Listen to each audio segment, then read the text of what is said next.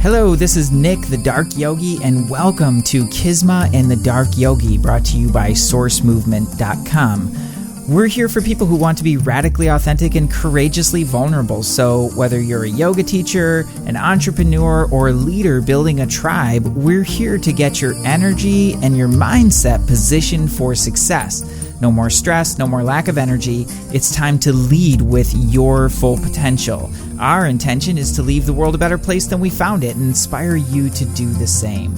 So hey, if this message in our podcast resonates with you and you haven't already subscribed, go ahead and subscribe to Kisma and the Dark Yogi on iTunes.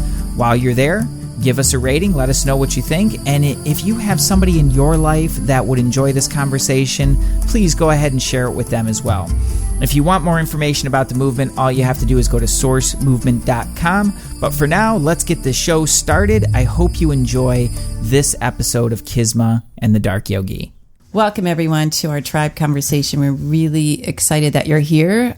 Our conversation today is about Maui, because we just got home from an amazing retreat, an amazing teacher training, and there was so much goodness going on that I like, you know how people say, oh, what happens in Vegas stays in Vegas, because it's usually like debauchery and things you never want to tell anybody. Well, in Maui, it was the exact mirror opposite. It was so much great stuff and so many breakthroughs and so many shifts that it was important to remind everybody, including ourselves, is wow, this conversation does not stay in Maui. We got to take this home. And most importantly, we need to live it. And so I guess that's how I'm going to open up today in asking the Dark Yogi over here what, I don't know if this is even possible, but Nick, what was your favorite moment? Did you have a favorite moment? Because there were so many.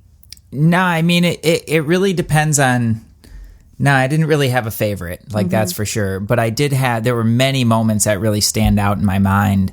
And mostly it's really the essence of the people that were there that really stuck with me.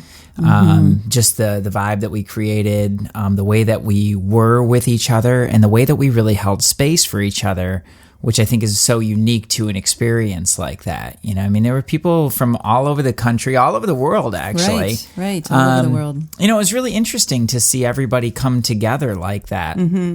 Experienced teachers, people that have been teaching for many, many years, and other people who, you know, were pretty much brand new to it, all coming together in support. And, you know, it might seem like it's not going to work or it's going to be problematic or something like that. But at the end of the day, what I found was that like everybody had their place, right? And when it's handled skillfully and really mindfully, everybody has a place, everybody has a voice, everybody has something of value to share. Completely. And I just really dug that. Yeah. And one thing I wanted to share is because the feedback we kept getting throughout these 8 or 9 days is, you know, Nick and Kisma, you told us it was going to be the perfect group of people. And there were several that said, we just kind of went, yeah, everybody says that. But hands down, the biggest feedback was it really was the perfect group of people. And I'm sharing this because many of you out there will be scheduling your own retreats, your own workshops. Hey, how about weddings, parties, you know, gatherings? It all begins with an intention from your higher self to draw together the perfect group. And I'm telling you that this absolutely works. If, you know, and that was our intention from our highest selves, is how can we put together a group of yogis who will completely support one another, really step into the teachings and the works that we had lined up. And it worked. And there were a couple people that couldn't make it and whatever. And now, you know, we see why. It was like the perfect personalities. And I just see this as being possible for everything that we do. Hold the intention that the people around you will come together as they should. Yeah. You know, it's funny. I'll take a story back to my dark yogi days, you know, like in the way back. The real dark yogi days. Yeah, when I was throwing wild parties at my bachelor pad. And we did this for a long time, like for probably a lot longer than we should have. We were throwing these really great parties, like they were, and everybody loved being there. And I remember when we started to blow them up, like after some of the concerts, some of the orchestra concerts that we'd play and things like that, like we'd always have a great hang afterwards. And when they really started to blow up, or we'd do a real big one, like a Halloween bash or a holiday bash, or the blowout bash was the one. So a lot of times I'd get this kind of like fearful thing of like, don't invite that person, don't invite that person, and at the end of the day, what it really, like, I really did just have an intention, even then, to just bring great people together for a great hang. Like, was it in service of the highest? Not so much. Probably not so much at that point. Those were the days. But it was that I really did hold that intention of really just having great people there for a great hang to just connect and unwind and whatever. And it always worked out. I can only remember like maybe an instance here or there when we had some wild card show up and things really went off the rails. And I'm pretty sure that had more to do with the substance abuse happening than it did to do with our intention. But that'll be another podcast or Never mind tribe that. conversation. But two things that come to me, as I mentioned, number one, the intention. So for those of you that are, say, yoga teachers, that you're teaching classes now, you're teaching workshops, hold that intention. The right people will show up in your class. The right people will show up in your workshop. And this can be fascinating too, because when I mean that, it doesn't mean that everybody's going to come in and agree with what you're doing. It doesn't mean it's going to be happy the whole time. Like if you're doing a workshop or retreat, there's work to be done and there's breakthroughs to happen. And you might have people questioning you. And that is great because they're thinking, they're using their intellect to inquire. So it means that they will be in for the journey. Now, the number 2 step is for you to hold the space for what's possible. From your highest full potential self, hold the space for what's possible with each person there, whether it's a yoga class, whether it's a workshop, whether it's a retreat. Look, you might have a business that has nothing to do with yoga, but if you come in and you hold that intention, I'm going to hire the right people to serve my business, I'm going to attract the right clients that will really gain a lot of benefit from what I have to offer. And I'm going to hold the space of a leader for what's possible. Now, obviously, there's little implementations, big implementations we have to do, but starting from that energetic position, I believe makes all the difference. Yeah, and really just being open to what fits and what doesn't, Exactly. and being okay to let go with that. Another thing I wanted to talk about from this is like it's really, really typical, I think, for so many people to have an amazing, just have an amazing time like that, and then start to crash a little bit towards the end, or as they're leaving, you get that sadness about the group splitting up or whatever, and then a few days later it's like you start to crash, and I don't know. I mean, like there was some things that we did mindfully to set that up, but at the end of the day, it's like that's really something to minimize when it's really not about the retreat. Like it really wasn't about us being together at the retreat. The retreat was just a tool for us to really have a conversation, a connectedness, and a dialogue that would help us take everything that we shared and everything that we gained back into our lives to share it with more people. Like that's the whole freaking point. Right. And I think when that's missed and it becomes just about being there, then it really misses the essence of what that's for. Exactly. So we had a lot of energy processes. We had a lot of practicing, teaching for those that were in the teacher training. We had a lot of sharing and connecting for those on the retreat. And it was like, live it, take it back, and be it. And to also be super careful about what we all expected from the people back home, right? So if everyone has a shift in retreats like this when they're handled well. And it's really easy to go back and be like, oh, so-and-so isn't in tune with this, and start to find fault with people. And that's just not the way to go. We have to go back and know we're the only person we can work on. We're the only person we can work on. And to look at everybody else with just like, be the leader, as we all step into our higher self, our full potential self, people will notice and they're going to be like, I want some of that. What did you do? Yeah. Yeah, it's just taking it back and really sharing it. You know, it's that special something. You don't really even need to talk about it. You just need to be it. Right. We had a fun evening with the Coconut Man. You want to share a little bit about the Coconut Man and what happened there? It was really pretty magical. Coconut J? His name's Ryan from coconutinformation.com. Take this down if you love coconut, coconutinformation.com. Yeah, I keep forgetting his name because he was just Jay. Well, first, the night before, we watched an amazing movie, if you haven't seen it, called Chasing Mavericks. And it's about the surfer, Jay, right? Right. Why is his last name totally escaping? Moriarty. Thank you, Jay Moriarty. Incredible story about single-pointed focus and the willingness to just like step in and just do the thing that you're passionate about with all of your heart and your soul and your being, and what's possible from that space. Because, you know, just the short synopsis, like here's Jay, like really, really successful at what he does, and really didn't have a lot going for him to start at all. And what people mostly took away, and you could see, and then I of course I went on YouTube afterward and started looking at like a few videos of him and stuff, and like that was the thing that you could just really see about this guy, is he just does it with such love. Like he just puts joy in everything. Totally, like this train coming. Listen to the joy in this train. Here it comes. Welcome to Carlsbad, California. Happy people on that train. Yeah, right outside our window. Yeah. Love it. Here it comes. Okay. There it goes. Heading to LA. And just as a quick aside, I started this new thing. I don't know if you if the train ever bothers you, but for me, it's like every once in a while, like, damn it, you know, like there goes the train, and I just changed it in my mind. So every time I hear the train now, I'm like, oh, that means I'm right next to the ocean. Ah, love that. I can walk to the ocean right now. Gratitude is a soothing emotion. And it just reminds me how close we are, because you really can't get that close to the ocean without being where we close are. to the train. Yeah, you're going to be by the train. Yeah. So anyways, back to Coconut J.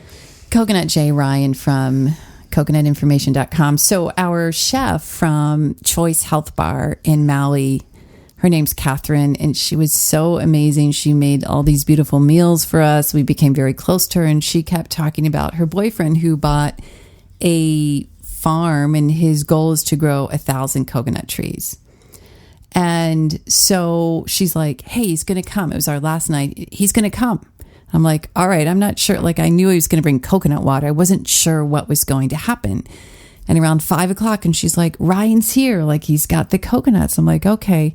We go down. He's got his like pickup truck full of coconuts. And for the next 2 hours, it was really about 2 hours, he would open the coconuts, give them to us to drink, then chop them open, carve out these little spoons so we could eat the meat, and give us so much beautiful information on the coconut, which ended up being beautiful information on living life. It was really cool.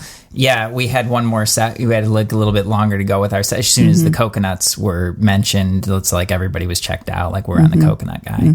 But I mean, my biggest takeaway really from that guy was just like, more than anything, is like I saw in him what I so admired in Jay Moriarty, which was like just like the joy. Like this dude's just lit up about coconuts. Right. Frickin' loves coconuts, you know, and I just thought that was so cool to see that. And he's super laid back but really, really knowledgeable about this and really just so passionate. I mean, who else takes the time to put up on a website about coconut information just to share, you know, and really sees it as a sustainability issue? One of the very interesting things that he shared about Hawaii is that the population of Hawaii hasn't really changed. It's the same number of people, but whereas, you know, many, many years ago, they would have been entirely self-sustaining. Now they're 90% dependent on import. because of the way that the culture's changed, the rise of the Costco's and the the Walmarts and whatnot, when before they had everything that they needed. So it was really interesting. He was just so passionate about this, and really just seeing coconuts as the first step to regaining that autonomy, that independence, and sustainability, and a way of living in harmony with Mother Earth. Right. It was such a demonstration of, we've talked about this before, the single pointed focus. His single pointed focus is the love of the coconut tree. And all the beautiful things that can grow out of that, like his farm, you know, everything that they're building there. He went creating. to Fiji for a full month to learn how to make coconut oil, which is made from the older coconuts, which has more oil, and it's very time consuming to make it by hand and very costly, but also amazing for your skin and hair. Totally. Yeah. You know, we also have to talk about Quan Yin. Quan Yin. So for those of you that have heard us before, you know that we believe in guides and angels and people traveling around with us from other planes.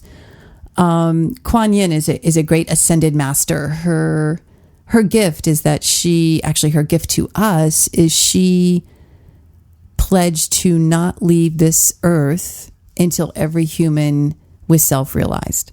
So she's around as an ascended master. And if you've never heard of her, look her up. It's a really beautiful, beautiful story. So we met this older woman at the airport. We were on our flight from LA to Hawaii and standing in line. And sure enough, like the dark yogi and I are talking. And all of a sudden people are boarding. I'm like, wait a minute, it's supposed to be group 1, we're group 2. And I'm getting confused. I'm holding up the line. And this cute little woman behind us just smiles very brightly and says, "You weren't listening." And I was like, oh my God, no, we weren't. And she's like, "It's our group. You're good." And it was like, she was so gracious, right? Really, really beautiful. So we get on the plane. Awesome. And then we get off. And we go to get our rental car, and she's just standing out front, kind of just almost floating, like that kind of energy, really, really super bright. And I'm like, well, I wonder where she's going. What she's doing is very fascinating. And then I swear I saw her 1 or 2 more times on the island, just kind of floating around where we were. So we deemed her Quan Yin, our guide and protector of the week. Are you serious? I didn't remember you telling me that you saw her around the island. Yeah, it was once, I think, on the beach, or perhaps when we were in Lahaina, somewhere. But yeah. Huh, that's funny. I was really struck with her. And I mean, I think she gave me, in that moment, really the lesson for the whole trip that I needed to walk away with, which was her joy and her ease. Joy and ease. It was just like, no big deal. Here's these idiots in front of her, just totally not paying attention, getting confused, holding up the line. And she was just so sweet about it. Yeah. And it was like, and that sweetness was just like no big thing. Yeah. Like nothing was a big thing. Right. And we're like, and we all had a nice little laugh, and he looked at her. And sometimes when I see people with those like super, like just big smiles and stuff, like a lot, like if you look behind the eyes, sometimes you can see those people are like really checked out, and their default just happens to be this plastic smile. You see a lot of people like that, actually, especially in the yoga world, which is kind of scary. But when you look at her, like there was just nothing but presence. And such a great example of how to deliver a message. She had no internal reaction of negativity. It was simply like, no, kids, you weren't listening. And it was cute to her. It was fun. But it was, yeah, man, if we all had that non-reaction internally, the world would be a pretty amazing place. It's already amazing, but you know what I mean? It's like no internal reaction, no hit. Yeah, I mean, the world is fascinating. It's fascinating. I think we can say that at the very least. But I just think there'd be a lot more ease around. Ease, that's just great. Like, wow, a little kindness, a little joy. And like, she's just standing there waiting for her cab with this smile. It was like such a trip. Quan Yin, love it. What else? Good. What was your biggest thing? Like, what was your favorite? Did you have a favorite moment? That's, it's tricky. To have a favorite moment when there were so many. You know how we talk about life is a series of experiences, and the quality of our experiences determines the quality of our life. And our perception of the experiences oftentimes equates the quality of, right? So we've talked about that enough that you get that. So looking back at how many great experiences, one after the other, and really because, again, the group was so present to the present moment. And when you have people being present to the present moment, it's impossible to not have a great experience, even if somebody's going through something. So I would have to say, what was really fun, I don't know if it's my favorite, but it was taking the group out to dinner. So we went to Catherine's Restaurant Choice Health Bar. You got to go if you're ever in Maui. And just to watch everybody kind of kicking back and being in society, right? Because you have to understand, like, we rented this big inn. We're there for 8 or 9 days.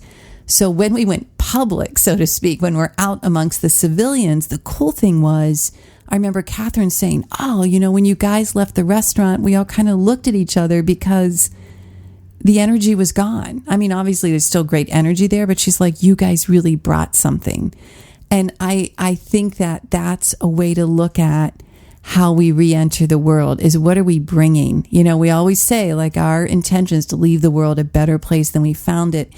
And that night, as I watched everybody talking and mingling, and it was so cool to see that we were making a difference in the world. We were making a difference in a restaurant. And I know as people were out and about doing other things, they were making connections with people. It was just really beautiful. It kind of makes you think of, like, what is the imprint that you leave? If you look at it as like the footprints in the sand, right? Well, what kind of a footprint are you leaving? Mm-hmm. And here's this sweet little old lady that I'm still talking about, like, a week and a half later, that really left an impression for me. Or you look at, like, Jay Moriarty and how many lives he touched just through his joy of surfing. Right. And how many yoga teachers, are out there, who really, really touch people's lives, and they don't do it through their words, and they don't do it through their flows, and they don't do it through their playlists. They they do it by who they're being in the classroom. Mm-hmm. It's so powerful. Mm-hmm. It's really just so powerful.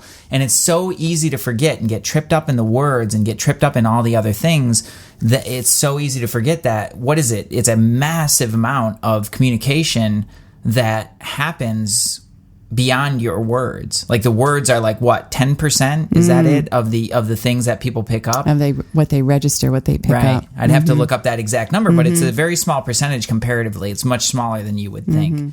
Yeah, that who we are being. We talked about that too, and some of you are on the call today, but the difference between being a leader and a consumer. And the leader being the person, whether it's a leader in the yoga world, a leader in a different industry. A leader is someone who looks, how can I serve? How can I give back? And definitely, we're big advocates, don't give out of your capacity. But again, how can I leave everyone or the world in a better place than I found it, rather than the consumer being, what can I take? What can I take? What am I not getting?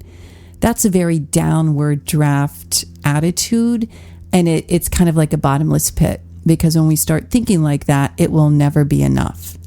But when we look at how I can serve, it's really an upward draft and an amazing position from our internal perspective to take into the world. Yeah, absolutely. Maybe before we close out, I was wondering if you would share the chant.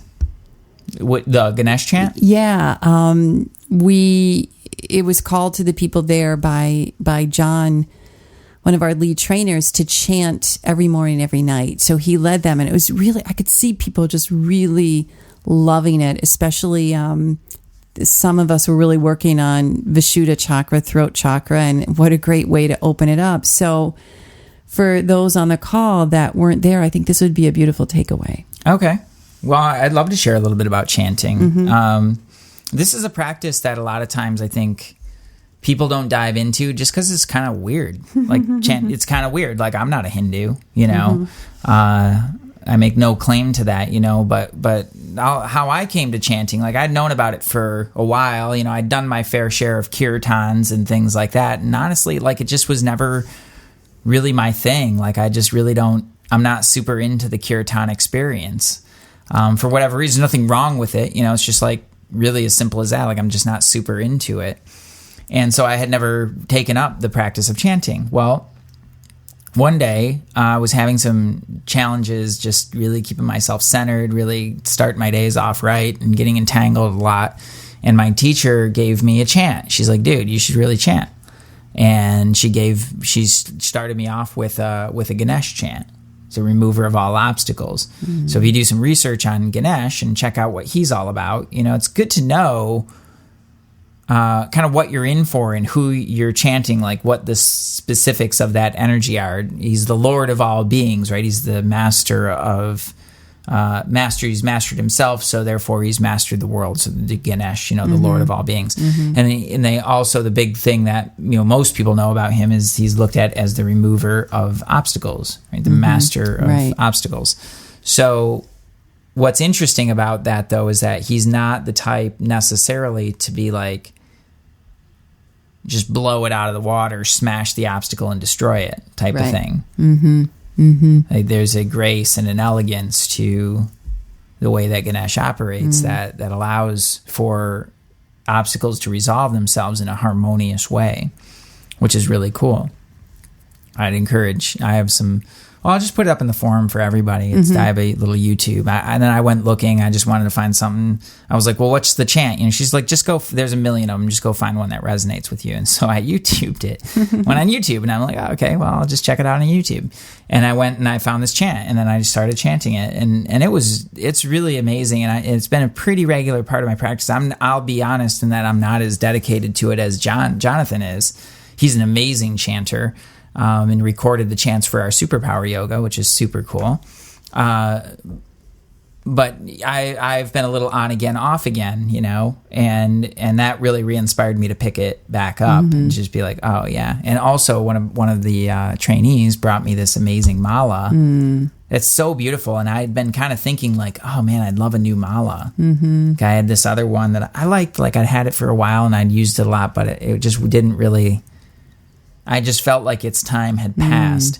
And so I got a new mala, and it's perfect for chanting. It's even got some placeholder beads to know, if you're a quarter of the way through or halfway through. And it's really beautiful at that. So super grateful for that. And then the chant, and Jonathan's very adamant about morning and night. You chant in the morning, you chant at night. How I use it, it's not the first thing I do. I generally do, a few other kind of specialized things to clear myself, get ready, and ultimately really to approach that chant with the very highest and best that I have to offer, because it is a sacred practice.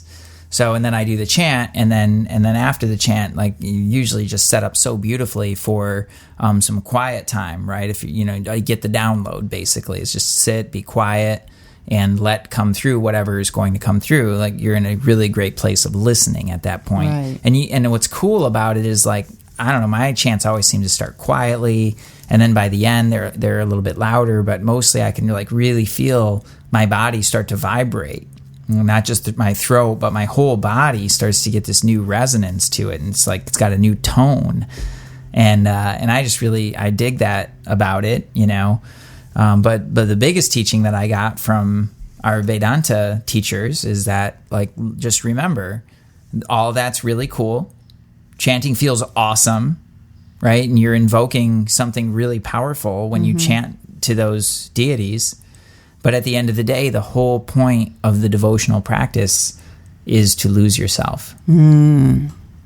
Right? So as soon as it's about like what I'm going to get out of it, I'm a little off base there. Right? There's worse addictions for like sure. Like the leader. Right? I think that would be the consumer. What am I going to get out of this chant? Yeah. What am I going to get out of it? And more, it's like the chant is to lose yourself in it, and to really give all that you have and all that you are to it. Right. And over time, that allows you to retune yourself to the highest. Right. I love that. Yeah. No, they're really. You ask Glenn about it. It's really amazing. Because they chant, they do their bhajans there. Like they're cool too. When they started doing that, then I was like, okay, I could get into this kirtan. Yeah, because they were cool chants and everything, and tonality is different. Well, do you want to chant a little bit for the for the? Oh, you want me to actually chant? Yeah, let's give them the chant. Break it down. Okay, well, I guess we'll do a little I think it's chant. a great way to give everybody a gift before we get off. Well, if you look at your mala, there's going to be, make sure, count it up. There should be 108 beads, and then you'll have what's called a guru bead. And usually off of the guru bead, there'd be like a little frilly thing. Tassel, thank you. And the guru bead is where you start. And if you go the whole round, that's also where you finish. And generally there, you're just going to intone, probably with an om. Mm-hmm. And then you just start the chant around from there. And this one, if I were to start at the om, and then I'll just take it just a couple of rounds, I'll maybe do 9 rounds. Okay. This one's rhythm, I feel like the rhythm of this chant, I think that's one of the reasons that it really spoke to me, is I really dug the rhythm of it. Mm-hmm. And it's kind of a subtractive rhythm, so it gets a little faster towards the end of each chant, and then it draws out at the beginning. And I like that ebb and flow. It just really spoke to me. So this is the Ganesh, and Ganesh you'll hear Ganapataye, right, which is another word for Ganesh. Yeah, it's another name. It's actually synonymous with Lord of all beings. Mm-hmm. But we'll break down the whole chant some other time, I guess. Okay. Yeah. All right, let's just chant it out. Chant it out. Are you going to chant with me, or are you just going to listen? I might join in. You start it off. All right. I'm only going to do a few rounds. Okay.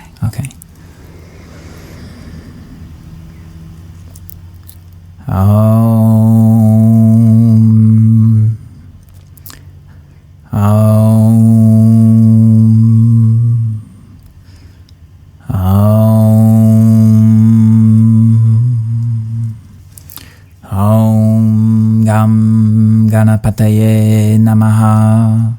Om Gam Ganapataye namaha. Om Gam Ganapataye namaha. Om Gam Ganapataye namaha. Om Gam Ganapataye namaha. Om Gam Ganapataye namaha. Om Gam Ganapataye namaha. Om Gam Ganapataye namaha. Om Gam Ganapataye namaha.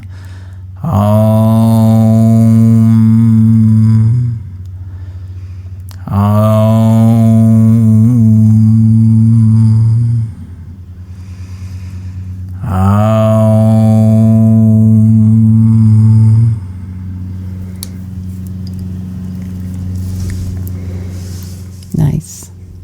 It's very soothing. Thank you. You got it. All right, everyone. Thanks so much for being here. Namaste. Namaste.